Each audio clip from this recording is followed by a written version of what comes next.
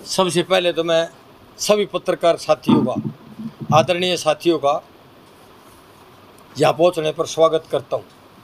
और आज का जो विषय था वो कई साथी पत्रकारों के फ़ोन आ रहे थे मेरे पास बार, तो मैंने ये उचित समझा कि क्यों नहीं सभी साथियों को बुला के और पत्रकार वार्ता करके जानकारी दे दी जाए। तो आज का जो विषय है वो ये था कि हमारे बादली विधानसभा से विधायक महोदय ने जो चुनाव आयोग को फर्जी जानकारी और फर्जी जो टाइटल भिन्न भिन्न प्रकार के लगाते थे और डॉक्टर बने घूमते थे, तो उसका मैंने पहले भी पत्रकार वार्ता में विद डॉक्यूमेंट्री सबूत के आधार पर कॉपियाँ भी दी थी कुछ पत्रकार साथियों को। उसमें यूट्यूब और चैनल वाले साथी भी थे और अखबार वाले साथी भी थे, तो उनको मैंने कॉपी दी थी बाकायदा और जानकारी दी थी।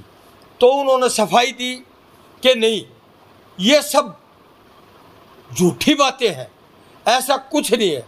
जो हमने चुनाव आयोग को जानकारी दी है वो 100% सत्य है, सत्य जानकारी दी है।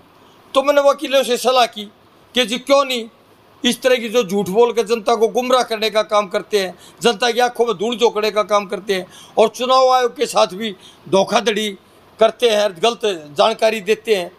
तो मेरे को वकीलों ने बोला कि आप थोड़े दिन रुको ताकि आपके मैसेज ये ना जाए कि भी एक चुने हुए प्रतिनिधि को काम करने का कोई अवसर ना मिला।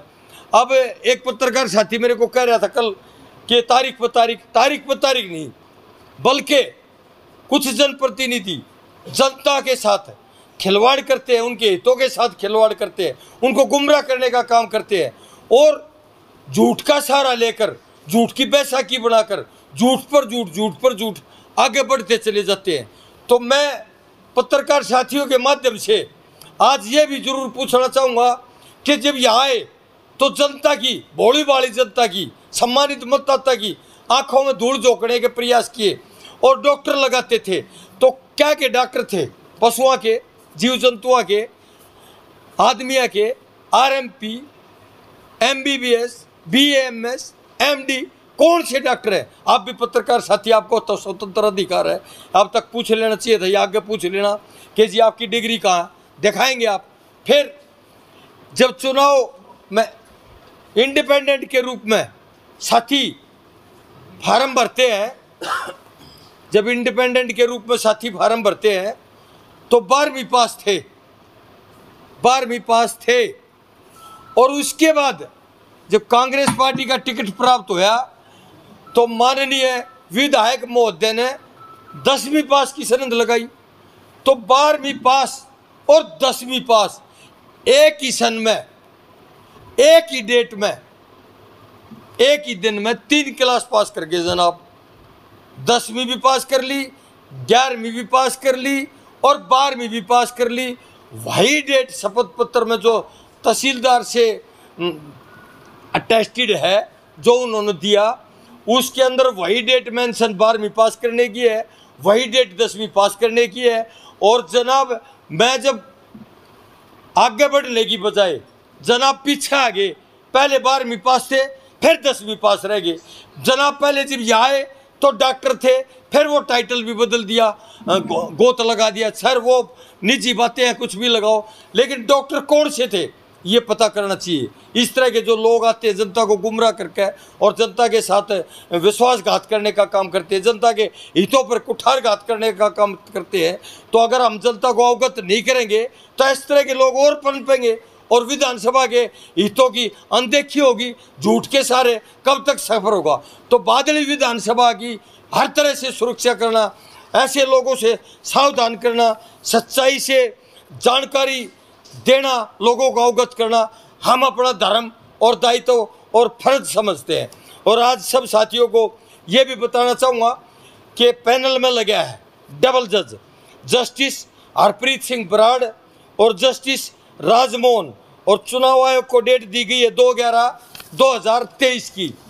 तो अब 2 हफ्ते का समय दिया गया है और जो कार्रवाई जो आगे होने जा रही है, तो मेरी तो मांग ये है कि इस तरह के लोग दोबारा झूठ बोलकर वोट हथियाने का, झूठ बोलकर जनता को गुमराह करने का, युवाओं को पथ भ्रमित करने का, युवाओं के भविष्य से खिलवाड़ करने का और बादली विधानसभा के हितों से खिलवाड़ करने का अवसर किसी और को ना मिले। सच्चाई से बादली विधानसभा की और हरियाणा प्रदेश की जनता अवगत हो और इसको कम से कम सदस्यता रद्द करते हुए 420 का मुकदमा तय है, कानूनी पहलू है ये, और 6 साल के लिए डिग्रेड किया जाए, चुनाव लड़ने से अयोग्य घोषित किया जाए। ये अपील किसने लगाई थी और कब लगाई थी? ये अपील मैंने लगाई है और 2 महीने पहले लगाई थी हाई कोर्ट में, और उसमें पहले उन्होंने विधानसभा को नोटिस दिया। विधानसभा का जो जवाब आया एडवोकेट साहब ने जो मेरे को बताया कि उन्होंने कहा कि जी पेपर जो भरा जाता है फॉर्म, और जो टिकट लेकर हो या इंडिपेंडेंट भरो, वो चुनाव कमीशन का काम है। हम तो शपथ दिलाने के बाद या कोई त्रुटि करेगा तो उस पर एक्शन विधानसभा लेगी। तो उन्होंने उनका जवाब आने के बाद में फिर चुनाव आयोग को लेटर लिखा, नोटिस दिया वकील एडवोकेट ने अपने लेवल पर, उसका कोई जवाब ना आने पर रिट फाइल कर दी गई जो डबल बेंच में लगी है, जिनके जस्टिस के नाम मैं आपको बता चुका हूँ। और अब इसमें 2 हफ्ते की डेट मिली है और 2-3 महीने पहले ये केस फाइल हुआ था। कौन से सन की बात है जब उन्होंने 10वीं और 12वीं पहली सनद लगाई है? 10वीं 2014 में, 12वीं जब इंडिपेंडेंट फार्म भरा था तो जनाब ने 12वीं पास लिखा था शपथ पत्र में। उसकी कॉपी भी मैं मीडिया को दे सके और किसी और भाई को जरूरत पड़े, आवश्यकता महसूस करो तो उसकी कॉपी भी आपको मुहैया करा दी जाएगी। और फिर जनाब ने 2019 में जब कांग्रेस पार्टी का टिकट मिला और फार्म भरा तो वो 10वीं पास रह गए और डॉक्टर टाइटल भी हट गया था। 10वीं की उन्होंने 2019 में जी। 12वीं नहीं, 10वीं की दी उन्होंने 2019 में कांग्रेस पार्टी की तरफ से टिकट लेकर फार्म भरा था, और 12वीं की दी 2014 में। पास कब किया था जो आप बता रहे हो? वो तो वो बतावा कर भी रहा है ना कर रहा है। मेरे को तो इतनी जानकारी थी भाई 10वीं में कंपार्टमेंट आ गया था और 10वीं फेल है। अब वो दे भी दिया हो तो उसकी तो बोर्ड भी तलब किया जाएगा वहाँ, और चुनाव आयोग से ये पूछा जाएगा कि इस तरह का गच्चा देने में ये आदमी कैसे कामयाब हो गया, आपको क्यों नहीं आपने इसके पेपरों की सिस्टम के पूरे अडॉप्ट करते हुए जांच की। और ये चुनाव आयोग को नोटिस मिलेगा कि आपने बहुत बड़ी लापरवाही की है और एक आदमी झूठ बोलकर विधानसभा में पहुंचने में कामयाब हो गया। तो इस तरह की जो जानकारी जो दी जाती है, 3-4 केस मैं आपको बताऊंगा अभी। जिस तरह तोमर साहब थे MLA आप पार्टी के, उन्होंने फर्जी डिग्री दी थी उत्तर प्रदेश से वकील की। जब उसकी जांच हुई तो वो डिग्री फर्जी पाई गई, फिर उसको सजा हुई। जब चुनाव हुआ तो वो जेल में था, 420 का मुकदमा हुआ। जब वो जेल में था तो चुनाव डिक्लेयर हो चुका था, तो आप पार्टी ने फिर उसकी धर्मपत्नी को टिकट दे दिया। तो आप पार्टी के पूरे जो कार्यकारिणी थी और जो टिकटार थे जो पदाधिकारी थे, उन्होंने विरोध कर दिया और आप पार्टी के वरिष्ठ नेतृत्व को विरोध का सामना करना पड़ा और उसकी धर्मपत्नी से 2 दिन बाद टिकट वापस लेकर आप पार्टी ने किसी कार्यकर्ता को देना पड़ा। गुजरात का फिलहाल जो एजुकेशन मंत्री और लॉ मिनिस्टर था गुजरात भाजपा सरकार का, उसने चुनाव आयोग को एजुकेशन की गलत जानकारी दी थी, कुछ गलत तथ्य दिए थे। उसकी अब तो जमानत हो चुकी, लेकिन उसकी सदस्यता रद्द भी कर दी और 6 साल के लिए उसको डिग्रेड करते हुए अयोग्य घोषित कर दिया। चुनाव नहीं लड़ सकते आप 6 साल के लिए। आप अकेले हैं इस अपील में, आपके साथ कोई भाजपा और जेजेपी का नेता नहीं, मेरे साथ किसी पार्टी का नेता नहीं है, बल्कि जनता जनार्दन है मेरे साथ। 36 बिरादरी का आशीर्वाद। किसी से बात नहीं है। जेजेपी ने उठाया था मौखिक रूप से, मेरे भाई हैं वो, तो उन्होंने उठाया था। अजय पैनल में है गुड़िया जी। उसके बाद नहीं, उसके बाद तो ये था ना कि मैं अपने हिसाब से चल रहा था। मैंने कुछ अपने कार्यकर्ता साथियों से, मैं पार्टी कांग्रेस में भी रहा हूँ, वो भी मेरे संपर्क में है। अब वो व्यक्तिगत ये संकल्प ले रहे हैं कि भी हम विधानसभा में तो आपकी मदद करेंगे, और कांग्रेस से जुड़े हुए आप भी जुड़े हुए थे, कहीं भी जाओ आवा। लेकिन उन्होंने मेरे को पूरा सरपा हाथ धर के बल्कि विश्वास दे रखा है कि हम रहेंगे विधानसभा में आपके साथ। और लोकसभा में भी कांग्रेस पार्टी से पुराने जुड़े हुए पदाधिकारी भी हैं, विधानसभा में आपका दिल खोल के खुला साथ देंगे। तो ये इतनी लंबी पुरानी बात है, इतना लंबा समय क्यों लग गया? लंबा समय इसलिए लग गया कि माननीय विधायक महोदय को अवसर देना था कि कुछ करके दिखाएंगे, या सिर्फ जनता को बरगलाते ही रहेंगे, जनता को गुमराही करते रहेंगे। तो इसलिए ये समय दिया उनको, और खोदा पाड़ निकली चूया, और चूया भी मरी हुई, कुछ करने में सक्षम हुए नहीं, झूठ का सहारा लेके और आगे सफर करते रहे। कल भूपेंद्र सिंह हुड्डा ने कहा कि ब्राह्मण समाज से डिप्टी सीएम होंगे, क्या मानते हैं? नहीं, हुड्डा साहब ने तो ये भी कहा था, कई पत्रकार मेरे तक कहे जी आप हुड्डा पे घाटा जोड़ते हो और इशू कोई हो है, लेकिन मेरे पत्रकार साथिया का भी घेर घोट के उड़ ले बिना जी न लगता। अब मेरे भाई आपने पूछा तो मैं ज़रूर बताऊंगा। हुड्डा साहब ने तो 2000 में कांग्रेस पार्टी का टिकट लेकर आया था, और मेरे गाँव में हायर सेकेंडरी स्कूल था बादली, उसके अंदर जनसभा होती, और पूरी बादली विधानसभा की सम्मानित जनता, सम्मानित मतदाता वहाँ उपस्थित थे। और हुड्डा साहब का हेलीकॉप्टर उतरा था कॉलेज के अंदर, और कॉलेज से लेकर गए थे बाई रोड बादली कॉलेज में बाईपास पे। तो वहाँ जाते ही के साथ अपने संबोधन में हुड्डा साहब ने ये कहा था कि बादली विधानसभा के सम्मानित मतदाताओं, तुम ये मत सोचना कि हम नरेश प्रधान को एमएलए बना रहे हैं। मैं आपको ये वचन देता हूँ और ये वादा करता हूँ कि आपके गांव का मंत्री है, और मैं जब मुख्यमंत्री की शपथ लूँगा और नरेश प्रधान एमएलए बन के जाएगा तो इसका कैबिनेट का मंत्री बना के अपने साथ शपथ दिलाऊंगा। और आप ये कभी मत सोचना कि सिर्फ आपका एमएलए बनाने जा रहे हैं, हम मंत्री की वोट डालने जा रहे हैं, ये समझ के देना। आपको मंत्री के बदले में बादली विधानसभा को मैं मंत्री दूंगा। और उन्होंने तो पिछली बार भी ये बोला था कि 4 डिप्टी सीएम बनाऊंगा मैं। तो ये ना नौमन तेल हो और ना राधा नाच है। तो ये तो भाई साहब वादे हैं, कसमें वादे प्यार वफा सब बातें हैं, बातों का क्या, ये सब बातें हैं, ये चुनावी घोषणाएं हैं। आगे क्या होगा? और मैं आपको एक बात है, जो सिस्टम की बात है, हर पार्टी जातीय समीकरण और क्षेत्रीय समीकरण साधती जरूर है। कोई ज़्यादा कर जाते हैं, कुछ बैलेंस बना के करती है। तो मैं आपको ये बताना चाहता हूँ कि एक ही ज़िले से, हरियाणा बहुत बड़ा है, हरियाणा में 23 ज़िले हैं, और हर ज़िले को सम्मान देना, कोई भी मुख्यमंत्री किसी भी पार्टी का, किसी भी क्षेत्र का हो, उसको जनता के हित साधने पड़ेंगे, क्षेत्रवाद के भी, जिलों के भी हित साधने पड़ेंगे, और कम्युनिटी हित भी साधने पड़ेंगे। तो मैं ये बताना चाहता हूँ कि एक ही पार्लियामेंट क्षेत्र से डिप्टी सीएम और सीएम किसी भी सूरत में नहीं हो सकते, पूरा हरियाणा देखना है। तो इस तरह के दमगज्जे मारना, जो सीट कमज़ोर है उन पर भिन्न भिन्न प्रकार की अनावश्यक घोषणाएं कर करके नेता उन सीटों को सुरक्षित करना चाहते हैं, उन कैंडिडेटों को कुछ राहत देना चाहते हैं।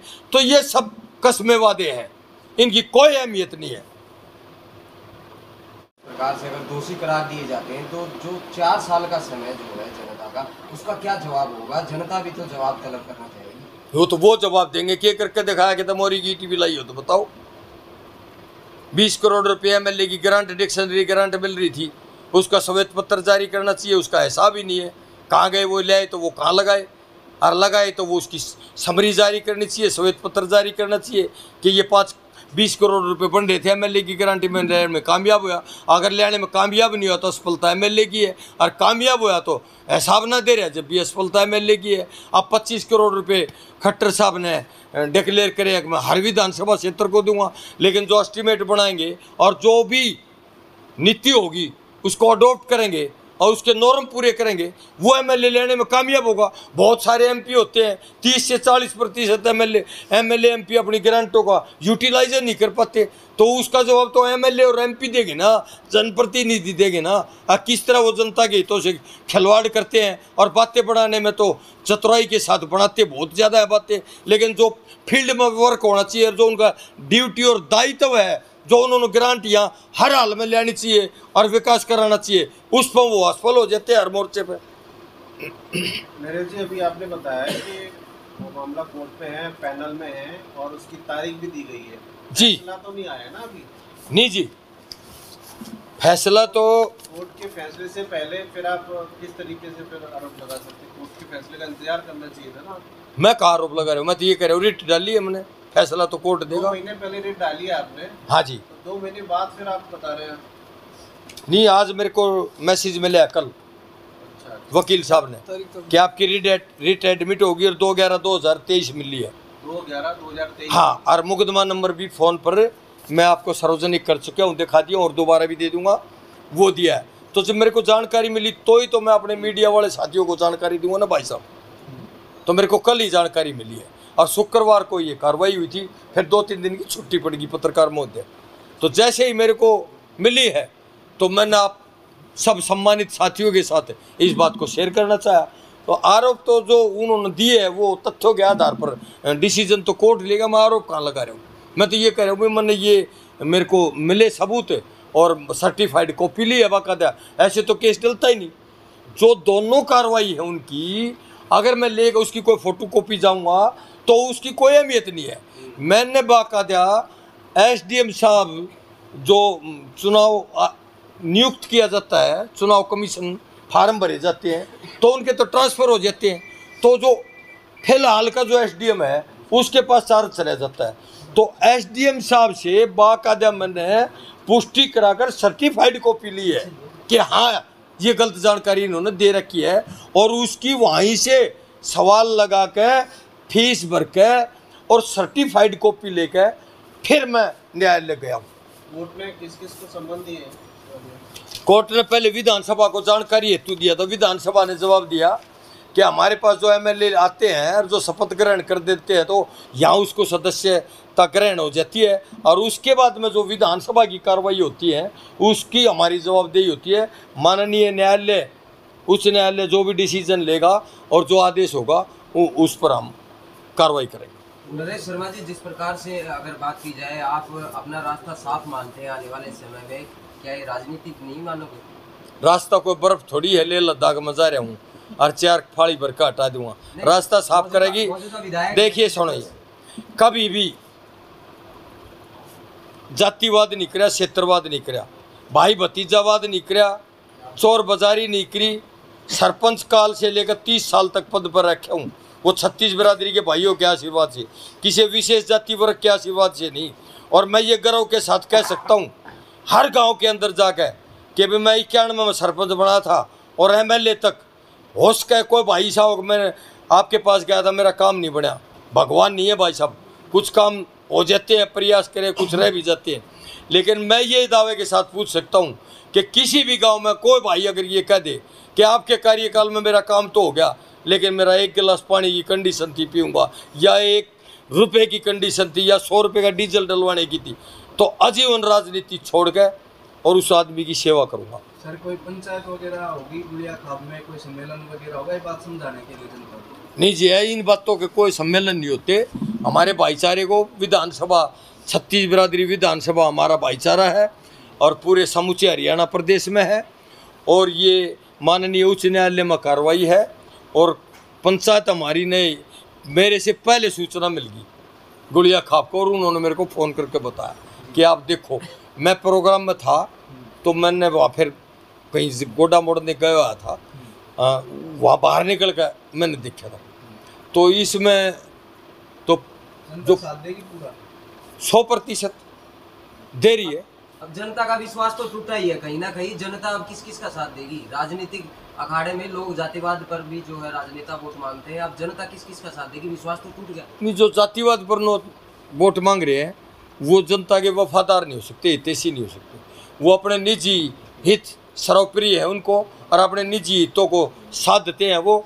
और राजनीति तो 36 बिरादरी और जिस क्षेत्र के हों समूचे प्रदेश को समान विचारधारा के साथ आगे बढ़ाना चाहिए और समूचे क्षेत्र का विकास कराना चाहिए।